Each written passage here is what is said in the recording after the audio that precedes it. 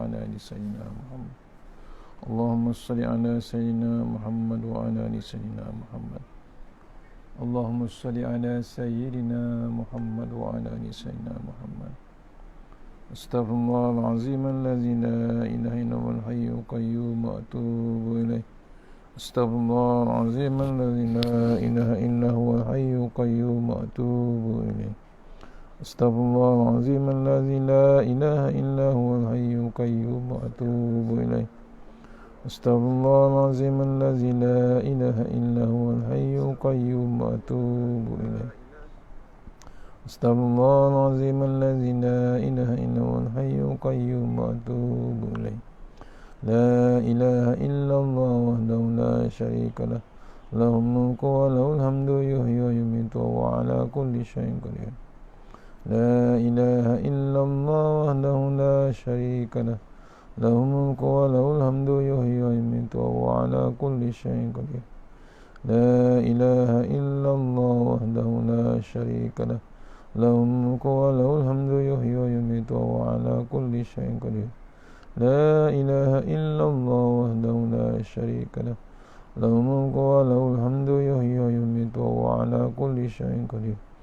لا إله إلا الله وحده لا شريك له، له الملك وله الحمد يحيي ويميت وهو على كل شيء قدير.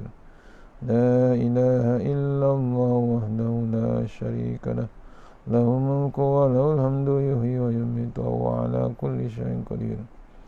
لا إله إلا الله وحده لا شريك له، له الملك وله الحمد يحيي ويميت وهو على كل شيء قدير. لا إله إلا الله وحده لا شريك له، له الملك وله الحمد يحيي ويميت وهو على كل شيء قدير. لا إله إلا الله وحده لا شريك له، له الملك وله الحمد يحيي ويميت وهو على كل شيء قدير. لا إله إلا الله وحده لا شريك له، له الملك وله الحمد يحيي ويميت وهو على كل شيء قدير. لا إله إلا الله وحده لا شريك له، له الملك وله الحمد يحيي ويميت وهو على كل شيء قدير.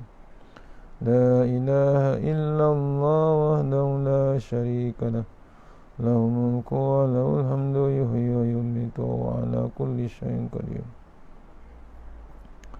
اللهم أجرنا من النار، اللهم أجرنا من النار، اللهم أجرنا من النار. اللهم أنت السلام منك السلام وإليك السلام. حينا ربنا بالسلام وادخلنا جنة دار السلام. السلام عليكم ورحمة الله وبركاته. الحمد لله رب العالمين، الصلاة والسلام على سيدنا المرسلين وعلى آله وصحبه أجمعين. أعوذ بالله من النار، من شر الكفار، من غضب الجبار، والعزة لله ورسوله. اللهم اغننا بحلال حرام باسمك اللهم يا دائم يا حي يا فرد يا وتر يا أحد يا صمد. اللهم صل على محمد وعلى آل محمد. بسم الله الرحمن الرحيم. رب اشرح لي صدري ويسر لي أمري ولا من لساني يفقه قولي. فيا عباد الله اتقوا الله أوصيكم وإياي اتقوا الله فقد فاز المتقون. وامتع علينا حكمتك وانصر علينا من خزائنك يا أرحم الراحمين. بسم الله الرحمن الرحيم. بسم الله ما شاء الله لا يسوق إلا الله. بسم الله ما شاء الله لا يصرف سوى الله. بسم الله ما شاء الله ما كان من نعمة فمن الله. بسم الله ما شاء الله لا يأتي بالحسنة إلا الله. بسم الله ما شاء الله لا حول ولا قوة إلا بالله العلي العظيم. اللهم نسألك ببركة الشريفة أن تهم الدنيا. Amin ya rabbal alamin. Alhamdulillah, jumpa lagi untuk pengisian lepas subuh kita, sambungan tafsir, sambungan membaca tafsir surah Yunus, Tuan Guru Ni Abdul Aziz, kitab Tuan Guru Ni Abdul Aziz, tafsir surah Yunus, masuk ayat yang kelima insyaAllah. Untuk lagi barakah kita mulakan surah Al-Fatihah. Auzubillahi minasyaitanir rajim. Iyyaka na'budu wa iyyaka nasta'in. Shiratal ladzina an'amta 'alaihim.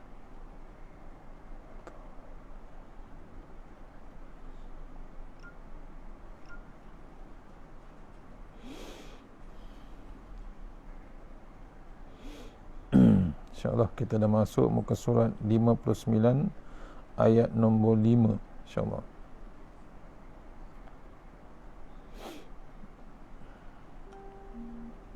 InsyaAllah sama-sama kita share begini.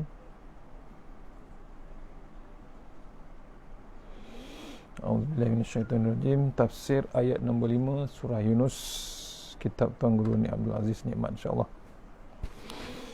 A'udzubillahi minasyaitonirrajim. Sebelum mentafsir ayat-ayat berikut, Tok Guru mengulangi kuliah yang lepas. Di sini tulis kuliah minggu lepas. Kuliah sebelum ni yang menyebutkan Allah menyebut bahawa dia bersifat uluhiyah dan dia juga bersifat rububiyah. Sifat uluhiyah maknanya mengadakan benda daripada tidak ada. Sebanyak mana benda yang ada di depan mata kamu, termasuk diri kamu sendiri. Siapa ilahnya, siapa penciptanya, siapa pembuatnya. Tuhan kata aku. Yang keduanya sifat rububiyah. Selepas daripada kamu ada, selepas daripada matahari, bulan dan segala apa yang ada, siapa pula yang menguruskan, siapa pula yang memelihara dia? Jawab Allah, aku. Dalam kitab-kitab tasawuf, sifat-sifat ini dipanggil nikmatul ijad dan nikmatul imdad. Yang dimaksudkan dalam ni dibaca terjemahan dalam petikan kitab Al-Hikam Ibnu Athaillah. Terjemahan nikmatul, dua nikmat yang tiada satu makhluk pun yang terlepas daripadanya, iaitu nikmat kewujudan dan nikmat kesinambungan. Daripada tidak ada, tahu-tahu kita ada. Ini dipanggil nikmatul ijad. Dengan artinya disebabkan kita wujud, maka kita boleh rasa benda sedap, boleh kenal Tuhan, boleh bersukaria, boleh makan, boleh minum, boleh beristeri, boleh beranak, boleh cari harta. Kalau kita tidak ada lagi, misalnya, atau anak kita yang belum dilahirkan lagi, dia tidak boleh merasakan benda yang kita rasa. Itu nikmatul ijad. Kalau kita tidak ada, kita hendak buat macam mana? Bapa kita hendak buat macam mana? Mak kita buat macam mana? Siapa dia mengadakan kamu hingga sampai kamu boleh rasa benda itu, rasa benda ini? Tuhan kata, Allah Subhanahu Wa Taala, aku, dia kata.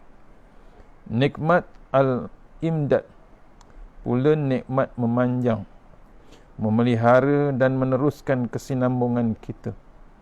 Selepas kamu ada, aku pelihara kamu hingga membesar panjang. Boleh merasa sedap, tidak sedap. Boleh rasa suka, tidak suka. Boleh rasa seronok, tidak seronok. Itu dua nikmat yang berlainan. Kedua-dua nikmat itu daripada aku. Yang pertamanya uluhiyah atau nikmat al-ijad, dan yang keduanya rububiyah atau dengan istilah tasawuf disebut nikmat al-imdad. Kalau kita tidak ingat sebutan uluhiyah, rububiyah, tidak ada apa-apa. Alim ulama kita buat istilah-istilah tersebut bagi memudahkan kita memahami dengan jelas mengenai tauhid. A'udzubillahi minasyaitonirrajim. Surah Yunus ayat nombor 5 terus. Huwallazi ja'ala asy-syamsa diya'an wal qamara nuran wa qaddara manazila lita'lamu adadas sinina wal hisab ma khalaqallahu zalika illa bil haqq yufassilul ayati liqaumin ya'lamun. Sadaqallahul azim. Surah Yunus ayat nombor 5. Maksudnya, dialah yang menjadikan matahari bersinar-sinar, yakni terang benderang, dan bulan bercahaya. Dialah yang menentukan perjalanan tiap-tiap satu, yakni berpindah-pindah pada tempat-tempat peredaran masing-masing, supaya kamu dapat mengetahui bilangan tahun, bilangan kiraan masa. Tidaklah Allah menjadikan semuanya itu melainkan dengan adanya faedah dan gunanya yang sebenar. Allah menjelaskan ayat-ayatnya, yakni tanda-tanda kebesaran Allah, satu persatu bagi kaum yang mahu mengetahui, yakni hikmah sesuatu kejadiannya. Surah Yunus ayat nombor 5. Ini diingatkan kita yang diciptakan oleh Allah Subhanahu Wa Taala. Semuanya ada peraturan, semuanya mengikut masa peredaran dan berada di tempat-tempat masing-masing. Semuanya Allah aturkan. Tidaklah menjadikan melainkan ada faedahnya. Semuanya yang Allah aturkan, Allah bagi, Allah cipta, semuanya ada faedahnya. Huwallazi ja'ala syamsa, dialah Allah yang menjadikan matahari. Ya, siapa lagi? Allah Subhanahu Wa Taala. Matahari yang sebesar-besar cahaya. Kemudian dia cerah, dan dialah juga menjadikan bulan itu bercahaya. Wa qaddarahu manazila, dia juga yang menetapkan bulan matahari untuk beberapa manzil. Lita'lamu adadas sinina wal hisab, tujuannya supaya kamu semua wahai manusia tahu bilangan setahun dan juga masalah kira mengira ataupun hisab. Untuk manusia juga faedahnya. Ma khalaqallahu zalika illa bil haqq, semuanya itu dijadikan Allah bertujuan membuktikan kebenaran kepada orang-orang yang ingin mengetahui. Yufassilul ayati liqaumin ya'lamun. Allah mentafsirkan, menjelaskan segala-gala keadaan untuk orang-orang yang mahu mengetahui. Semuanya ada bab faedah.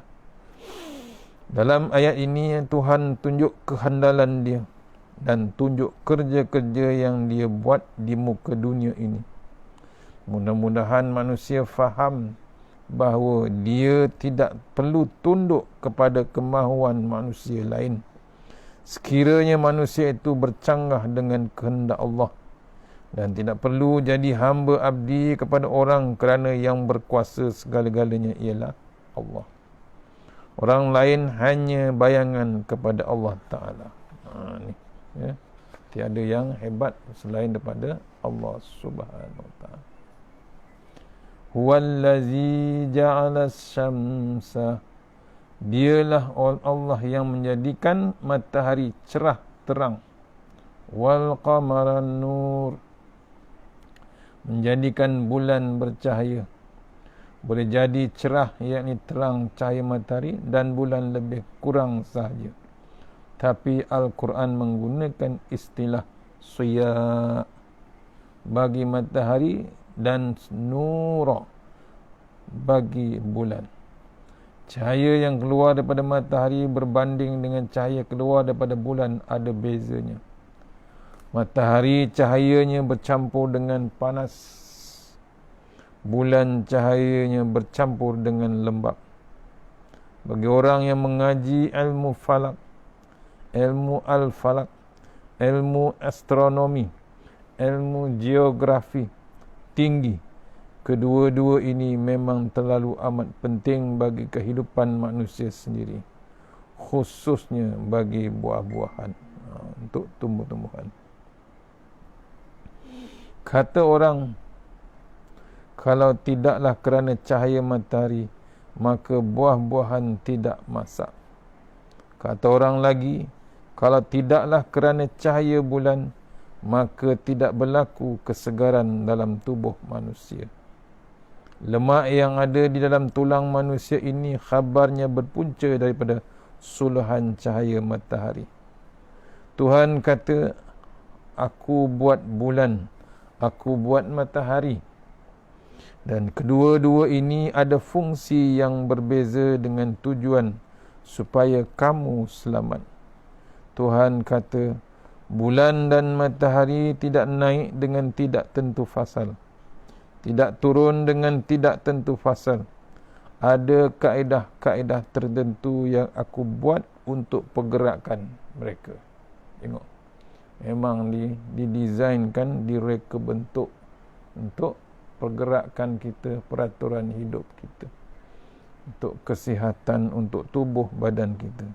Diproses matahari macam ni, bulan pun macam ni. Allah aturkan semua. Tuhan sebut wa qaddarahu manazila. Allah Ta'ala mentadbir untuk bulan dan matahari. Manazila maknanya wakaf, tempat berhenti dalam perjalanan jauh. Di zaman dahulu ada wakaf di sepanjang jalan, di cabang 3, di cabang 4, sebagai tempat perhentian musafir atau pengembara. Tempat macam ini dipanggil manzil. Matahari ini diibaratkan benda hidup yang berjalan jauh sejak pagi hingga ke petang. Perjalanan matahari bermula daripada bulan 1 hingga bulan 12. Tuhan kata, aku menyediakan wakaf-wakaf tempat dia berhenti. Dalam kitab-kitab ilmu, dia tidak panggil manzil, tetapi dipanggil matla. Butir-butir ataupun noktah-noktah tertentu yang telah dititik-titik ataupun ditanda, kata Tok Guru, oleh alim ulama geografi sebagai tempat matahari naik. Matahari yang terbit pagi tadi dan bulan yang jatuh pagi tadi berlainan daripada yang kemarin. Kemarin dia naik atas titik ini, kata Tok Guru, butir, ya. Kata bahasa, titik ini pagi ini. Dia naik atas butir ataupun titik lain pula. Tuhan kata, aku buat semua barang ini supaya dita'lamu ada sini wal hisab. Kamu semua wahai manusia tahu bilangan tahun dan perkiraan. Allah buat tu untuk dibijaksana, dikira manusia, dikira masa dia berfikir manusia tersebut. Bagaimana kamu membuat perkiraan bulan? Ini bulan 1, ini bulan 6. Kamu kata bulan ini bulan 7. Kamu kira macam mana? Tidaklah kerana aku tolong juga matahari, tolong jaga bulan supaya tidak berpusing, tidak tentu pasal, tidak pergi kok, tidak menentu. Kata Tok Guru, tidak pergi kok tidak menentu. Sampai bila-bila pun kamu tidak boleh buat perkiraan. Semuanya Allah bantu. Bukannya manusia yang cipta, semuanya Allah yang cipta. Manusia cuma berusaha untuk mengira, memikirkan berapa satu tahun, berapa bulan. Semuanya Allah dah aturkan semua. Kalau matahari sepatutnya pukul 7 duduk di atas pucuk kekabu, tahu-tahu duduk di atas langit. Kamu hendak buat macam mana? Macam mana kalau aku tidak perkemaskan kedudukan matahari? Kalau aku tidak perkemaskan kedudukan bulan? Jelaslah betapa perlunya matahari dan bulan di dalam penjadualan dan perkiraan manusia. Naik matahari mengikut garisan tertentu, jatuhnya bulan menurut garisan tertentu. Ini merupakan tanda kebesaran aku, yakni kebesaran Allah Subhanahu Wa Taala. Bayangkan, kalau Allah turunkan matahari itu 1 milimeter cukuplah. Ke mana kita nak pergi? Belum 1 sentimeter. 1 milimeter tu diturun sikit, dekatkan bumi. Macam mana kita? Takut menggelegak kita. Yang ada sekarang ni pun kita tak tahan panas. Bayangkan kalau Allah turun sikit je nak cuba kita, menggelegak kita. Tu kena-kena kita. Ataupun Allah naikkan sikit jarak, kesejukan kita. Ya, tu antara hebatnya yang Allah cipta. Kata Tok Guru, hamba ni saya hendak sebut hari ini di balaisah-balaisah kampung, surau-surau kampung. Biasanya Tok Guru mengajar, ustaz-ustaz mengajar. Tok Guru apabila mengajar, umumnya dia mengajar bab fiqh, hal zakat, kahwin, mandi junub, sembahyang, puasa. Boleh dikatakan zaman berzaman lagi balaisah-balaisah dan masjid-masjid digunakan untuk pengajian fiqh, tauhid, tajwid dan sebagainya. Tidak ada orang mengajar geografi di atas balaisah. Tidak ada orang mengajar kesihatan di atas balaisah. Tidak ada orang mengajar sains di atas balaisah. Sedangkan ayat tadi menunjukkan matahari yang Tuhan buat kesannya amat besar dan berguna dalam kehidupan makhluk di samping matahari, di samping memberi sinaran cahayanya yang cerah. Tuhan menciptakan bulan, di antara kesannya ialah cahaya. Bab sains, bab geografi, jarang sekali orang ajar di surau, di masjid. Tak diceritakan bab kebesaran Allah Subhanahu Wa Taala, bab kehebatan penciptaan Allah Taala. Sepatutnya diceritakan juga. Baru orang yang kampung ni, orang di hulu tahu hebatnya ciptaan Allah Subhanahu Wa Taala. Soalnya, kenapa? Kenapa tak digunakan? Apa kena tak digunakan balaisah untuk mengajar geografi, untuk mengajar ilmu astronomi, ilmu langit dan bumi? Kenapa kita tidak guna balaisah untuk mengajar ilmu-ilmu tadi, sedangkan semuanya ayat Al-Quran belaka? Kalau kita mengajar ayat Al-Quran, wa aqimus solah, hendaklah kamu semua sembahyang, maka terbitlah keluar cerita ilmu fiqh. Ataupun kalau ayat wa'budullaha wa la tusyriku bih, hendaklah kamu berabdi kepada Allah satu saja, tidak ada yang lain, jangan syirik, maka terbitlah ilmu tauhid. Tetapi ayat huwallazi ja'ala asy-syamsa diya'an wal qamara nur, ianya bukan ayat fiqh dan juga bukan ayat tauhid, tetapi ayat geografi yang membawa juga kepada fiqh dan tauhid.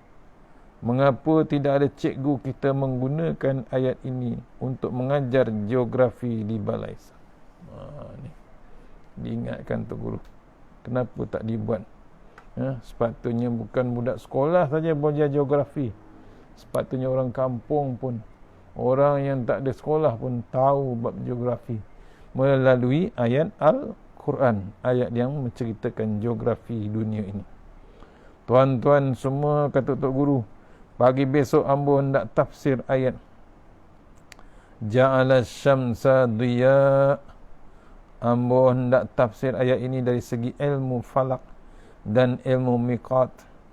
Hamba hendak royak, kata Tok Guru, beritahu kepada tuan-tuan bagaimana cara menentukan waktu zuhur. Di negeri kita ini ada masanya matahari berada di atas kepala dan ada masanya ia gelincir sengit. Apabila ia sengit, bagaimana kita hendak tahu adakah ia sudah zawal ataupun sudah tergelincir atau sengit kerana permukaan bumi? Tempat kita ini tidak berapa berat ataupun banyak sangat sebab kita berada pada garis 7 degree dari khatulistiwa. Tapi kalau kita pergi ke negeri atas yang berada pada garis 30 hingga 40 degree, dan apabila kita lihat matahari sengit, nungging, kata tu guru, terlalu condong, dia kata sudah masuk waktu zuhur. Sebenarnya belum zuhur lagi. Ketika itu macam mana cara hendak menentukan waktu zuhur? Banyak ilmu dia. Benda-benda seperti ini kita kena ajar di atas balaisah, di atas surau, bagaimana pengajian dalam fiqh dan tauhid. Begitu juga ayat yang berbentuk kesihatan, seperti firman Allah, Kulu minat tayyibati wa'malu salihah. Makanlah dari benda-benda yang baik lagi halal, dan kerjakanlah amal soleh. Kerjakanlah amal-amal soleh. Tuan-tuan semua, kata Tok Guru, silalah makan benda yang baik, beramallah dengan amal yang soleh. Tok Guru fiqh dia boleh ambil kupas setakat ayat wa'malu salihah sahaja. Dia tidak kupas ayat kulu minat tayyibat, kerana tidak lain ataupun tidak bidang dia, kata Tok Guru. Kalau dia ambil pun, dia kata ini tidak fiqh. Apa dia benda baik? Adakah masalah fiqh? Tidak. Ini masalah kesihatan. Walaupun ada tafsir yang menyatakan at-tayyibat maknanya halal, haram, tidak mengapalah. Yang itu terserah kepada ulama, tetapi yang mudahnya at-tayyibat maknanya benda yang sedap. Maka timbullah cerita vitamin A, vitamin C. Tujuan apa vitamin A? Tujuan apa vitamin C? Awak, kata Tok Guru, demo kata vitamin D untuk perkeraskan tulang. Tuan-tuan yang sudah keras tulang, tidak usah sibuklah. Berilah kepada mereka yang reput-reput tulang, kata Tok Guru. Beri kepada orang perempuan yang mengandung, kepada anak kecil yang masih tulang ia belok-belok, tidak kuat lagi, kata Tok Guru. Ini semuanya ada dalam ayat Al-Quran.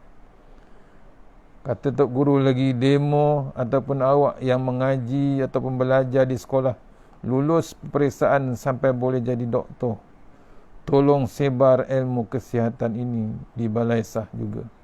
Jangan biarkan balaisah ini bagi orang kampung mengajar fiqh saja, tauhid saja. Seakan-akan Tuhan tidak buat benda lain selain daripada fiqh dan tauhid. Sedangkan sebanyak mana ilmu atas muka dunia, sama ada yang dikaji oleh orang putih, orang Jepun, semuanya turun daripada langit. Kerana Allah Ta'ala berjanji dalam Al-Quran, Allamal insana ma lam ya'lam. Maksudnya, Allah Ta'ala sanggup mengajar. Allah Ta'ala sanggup mengajar manusia benda yang manusia tidak pernah tahu lagi. Maksudnya ni, bukan surau masjid ni untuk bab fiqh ataupun tauhid saja. Sepatutnya bab kesihatan, bab sains, bab geografi sepatutnya diajar juga di masjid ataupun di surau. Barulah mereka semua faham apa yang ada di muka dunia ni, ilmu-ilmu yang lain. Kalau buka kitab, kata Tok Guru, Allah Ta'ala tidak guna perkataan lan, al-malam, malain ya'lam, malam atau ya'lam, tetapi menggunakan perkataan malam ya'lam. Perkataan lam di sini maknanya benda yang tidak pernah. Aku ajarkan kamu satu persatu ilmu yang tidak pernah manusia tahu. Sekarang ini alhamdulillah kita menyaksikan ilmu berkembang begitu pesat sekali, iaitu yang di luar pengetahuan orang-orang zaman dahulu. Kalau buka kitab-kitab tafsir, kita berjumpa dengan ayat Kulu washrabu, makanlah serta minumlah dengan janganlah kamu melampau-lampau. Tuhan kata, sila makan, sila minum barang makanan aku, kata Allah.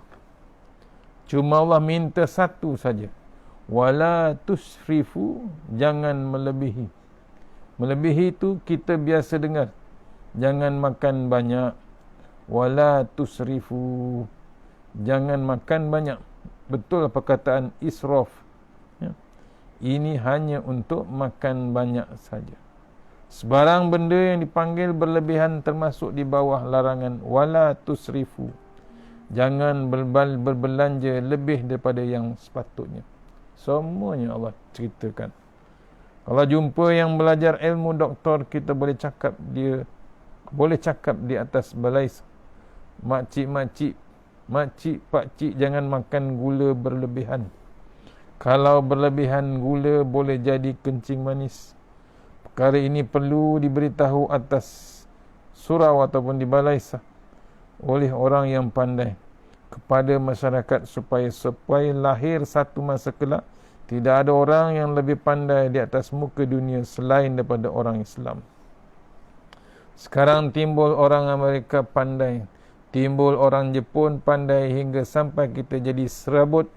Bagaimana orang kafir pandai daripada aku. Dia tidak sembahyang tetapi cerdik daripada aku. Macam mana? Tok Guru kata, kerana kamu bodoh. Kamu ada Al-Quran tetapi kamu tidak baca. Kamu baca pun bertujuan untuk hambat ataupun halau pelesit ataupun iblis.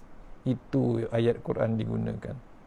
Kalau ada budak-budak kena kekah ataupun digigit pelesit, baru cepat-cepat, baru gaduh baca Yasin. Yasin bukan untuk hambat pelesit, tetapi untuk hambat jahil dalam dirimu sendiri. Tu kadang-kadang kita guna Quran tu tak tahu ke mana sebenarnya. Cuma waktu-waktu sihir, waktu pelesit, waktu jin baru nak tergadah, baru nak cari Al-Quran. Tuan-tuan semua yang mendapat ilmu kedoktoran, kata Tok Guru, kenalah faham bahawa ilmu kedoktoran itu satu ilmu yang dibuat oleh Allah Ta'ala. Apabila boleh ilmu ini, tuan-tuan hendaklah merasakan sebagai nikmat yang maha besar Tuhan beri kepada aku. Apabila begitu, aku mesti sampaikan ilmu ini kepada orang kampung, supaya orang kampung tidak berpenyakit cacing, demam kura, digigit nyamuk Aedes, kencing manis, darah tinggi dan lain-lain. InsyaAllah lepas pada ini, balai sah tidak lagi hanya digunakan untuk ilmu fiqh, ilmu tauhid, bahkan digunakan untuk mengajar sebanyak mana ilmu yang diturunkan Allah melalui Al-Quran Al-Karim, kata tu Guru. Ni ya, tak semestinya fiqh dan tauhid saja di surau ataupun di masjid. Dalam hadis pula Nabi bersabda, tis'atu a'syarir rizqi fit tijarah. 9 daripada 10 rezeki ini duduk dalam perniagaan. Sabda Rasulullah SAW. Maknanya, kalau rezeki yang Allah turunkan dari langit 10 karung, maka dalam 10 itu 9-nya Allah bagikan melalui perniagaan. Oleh yang demikian, kepada mereka yang faham ilmu perniagaan, tolong syarah hadis ini di atas balai sah, supaya orang kampung merasa bahawa tidak ilmu fiqh sahaja turun dari langit, ilmu berniaga juga dari langit. Ni salah satunya. Bila sebut mengenai perniagaan, tolong bawa hadis-hadis mengenai pantang larang dalam perniagaan, seperti ikhtikar, iaitu sorok barang pun mesti dilibatkan. Tidak kerajaan saja memberi amaran jangan sorok barang, jangan susuk ataupun jangan sembunyi barang. Bahkan Nabi Muhammad SAW sudah sebut sejak awal lagi, Laisa minna man ihtaqar. Bukan daripada kami orang yang susut barang. Bukan orang kami yang orang yang beli barang kemudian sembunyi dengan tujuan barang itu tidak ada di kedai, supaya dengan sendiri demand meningkat banyak. Maka aku boleh menentukan harga ikut sekendak hati. Peringatan. Ayat peringatan untuk para peniaga yang hebat-hebat. Apa? Nak mengunci, lock harga dan create harga yang sesuka hati dia. Nak mencari keuntungan bukan 100%, 1000%. Berlaku dah sekarang. Orang yang belajar ilmu ekonomi tahu benda-benda begitu. Dia kena beritahu kepada masyarakat. Apabila masyarakat berasa lega hasil daripada dia tahu banyak, maka dia bertambah sayang kepada Islam. Dia bertambah sayang kepada ilmu. Dia semakin sayang kepada Nabi kita Muhammad sallallahu alaihi wasallam. Dia berasa Nabi Muhammad tokoh ekonomi, sebagaimana Nabi Muhammad juga tokoh ibadat, tokoh sosial dan sebagainya. Biar nampak Nabi Muhammad itu orang benar-benar usratun hasanah, contoh ikutan yang terbaik. Sebagai orang benar-benar boleh menjadi ikutan dalam semua aspek. Bukan sekadar sembahyang tahajud, bahkan untuk ekonomi, sosial dan kesihatan. Dengan cara seperti itu, kita boleh berkhidmat kepada agama dengan menimbulkan rasa kasih sayang mesra masyarakat kepada Nabi kita sendiri. Apabila kita sayang kepada Islam, maka dengan sendirinya kita benci nasionalis, naik cemuh ataupun bosan kepada kapitalis, naik benci kepada komunis, kerana Nabi sudah cakap lebih awal lagi daripada ini. Dengan sebab kita tidak royak ataupun diberitahu perkara-perkara begitu, maka orang sayang kepada benda-benda lain. Kesimpulannya di tempat kita, tentulah cikgu sains ada cikgu geografi. Kerana apa yang mereka mempergunakan ilmu yang Tuhan beri ini untuk mentafsirkan ayat-ayat Al-Quran. Tu kegunaan cikgu geografi, cikgu sains. Tuhan beritahu, ma khalaqallahu zalik. Aku buat matahari dengan cerahnya. Aku buat bulan dengan cahayanya. Aku buat bulan dan matahari bergerak dengan begitu sekali kemas kedudukannya. Semuanya ini aku buat illa bil haqq, kerana hendak menegakkan kebenaran. Kamu kena bela kebenaran kepada Allah suruh, kerana Allah yang suruh. Allah minta kamu bela, Allah minta kamu bela, dan Allah ialah zat sebagaimana Allah sebut tadi. Kepada cikgu-cikgu yang faham ilmu begitu, cuba tulis sejenis buku dan kitab dalam bahasa yang rendah sedikit, supaya tok lebay kampung pun boleh faham. Buat kitab dalam bentuk yang elok sedikit, buat kulit hijau sedikit, lorek-lorek sedikit. Apabila tok lebay kampung boleh faham, dia boleh jadikan pelajaran dengan mengajar kitab geografi, kitab kesihatan, kitab vitamin. Benda ini pun boleh jadikan asalkan iza sadaqal azmu wa da'al subul. Bila benar-benar azam dalam hati, maka akan jelas nampak jalan. Kalau payah sangat memahami bahasa, kita boleh buat kursus. Pihak Majlis Agama Islam, pihak Jabatan Hal Ehwal Islam, pihak pejabat menteri besar boleh belanja duit sedikit, panggil tok-tok guru kampung buat kursus 3 hari 2 malam. Tuan-tuan ajar kitab geografi ini untuk mengenal Tuhan. Tuan-tuan ajar kitab vitamin ini supaya kampung tahu, orang kampung tahu bahawa kesihatan berpunca dari vitamin, dan vitamin bukan doktor yang bukan buat, tetapi Tuhan buat beribu tahun lagi. Cuma kita tidak tahu kerana kita jahil. Benda-benda begini boleh dibuat asalkan kita ada minat untuk berkhidmat kepada agama Allah Subhanahu wa taala. Tu cerita ayat nombor 5 surah Yunus yang menceritakan ilmu Allah Subhanahu wa taala, bukan hanya ilmu yang dipelajari cuma ilmu tauhid ataupun ilmu fiqh saja di masjid, tetapi ilmu yang lain pun banyak sepatutnya dipelajari. Tak kira dia orang bandar ataupun orang kampung, bab geografi, bab kesihatan, bab halal makan, bab berniaga, semuanya adalah datang daripada Allah Ta'ala.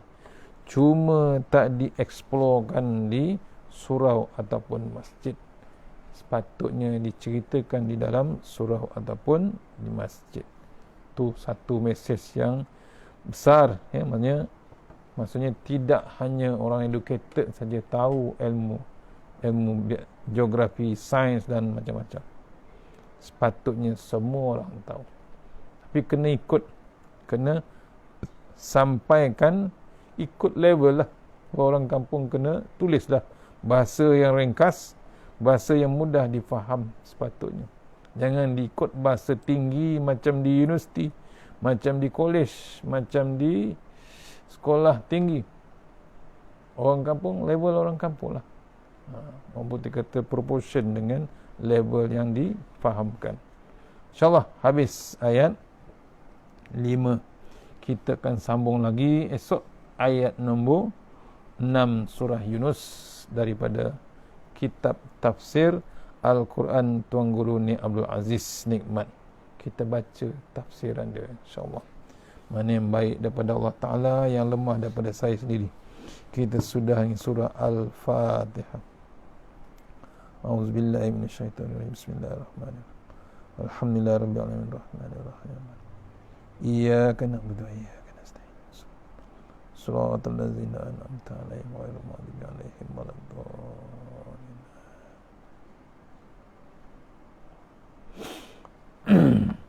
A'udzubillahi minasyaitonir rajim. Bismillahirrahmanirrahim. Allahumma tawwil a'marana wasahi ajsadana wa nawwir qulubana wasabbir imanana wa ahsin a'malana wa wasi' arzaqana wa ilal khairi qaribna wa anil syarri minna wa hdi wajina fid din wa dunya wal akhirah.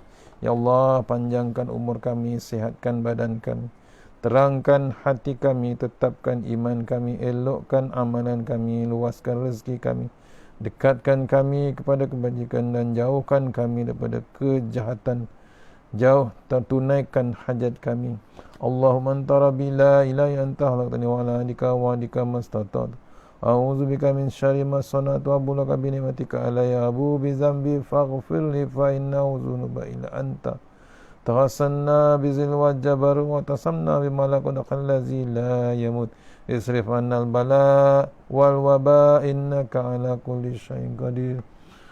Allahumma anta rabbi la ilaha illa anta khalaqtani wa la ahdika wa ahdika mastata'tu. A'udzu bika min syarri ma sana'tu wa bulaka bi ni'matika alayya abu bi dzambi faghfir li fa innahu dzunuba illa anta.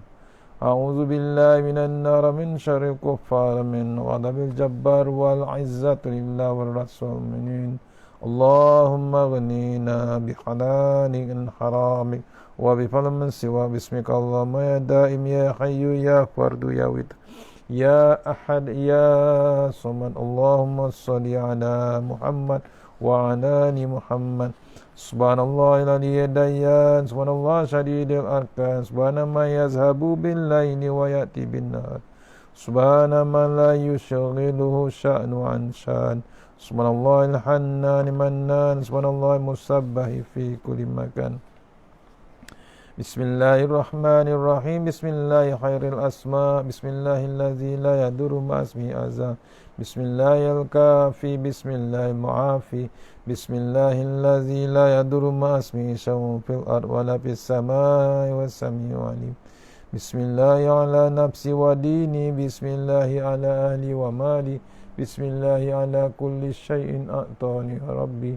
Allahu akbar. Allahu akbar. Allahu Rabbi la usyriku bihi syai'an nazajaruka wa jalla tanaruka wa taqaddasat asma'uka ولا إله غيرك اللهم إني أعوذ بك من شر كل جبار أنين اللهم إنا أعوذ بك من شر كل جبار أنين وأعوذ بك من شر كل شيطان مارد ومن شر قضاء السوء ومن شر كل دابة أنت آخذ بناصيتها إن ربي على صراط مستقيم بسم الله الرحمن الرحيم بسم الله ما شاء الله لا يسوق يا الله بسم الله ما شاء الله لا يسرف سوء إلى الله بسم الله ما شاء الله من كان من نعمة فمن الله بسم الله ما شاء الله لا يأتي بالحسنة إلى الله بسم الله ما شاء الله لا حول ولا قوة إلا بالله العلي العظيم بسم الله الرحمن الرحيم لقد جاءكم رسول من أنفسكم عزيز عليه ما أنتم حريص عليكم بالمؤمنين رؤوف رحيم فإن تولوا فقل حسبي الله لا إله عليه توكلت ورب العرش العظيم ومن يتق الله يجعل له مخرجا ويرزق من حيث لا يحتسب ومن يتوكل على الله فهو حسبه إن الله بالغ قد جعل الله لكل شيء قدرا بسم الله الذي لا يضر مع اسمه شيء في الأرض ولا في السماء والسميع العليم حسبنا الله ونعم الوكيل نعم المولى ونعم النصير ولا حول ولا قوة إلا بالله العلي العظيم حسبنا الله ونعم الوكيل نعم المولى ونعم النصير ولا حول ولا قوة إلا بالله العلي العظيم حسبنا الله ونعم الوكيل نعم المولى ونعم النصير ولا حول ولا قوة إلا بالله العلي العظيم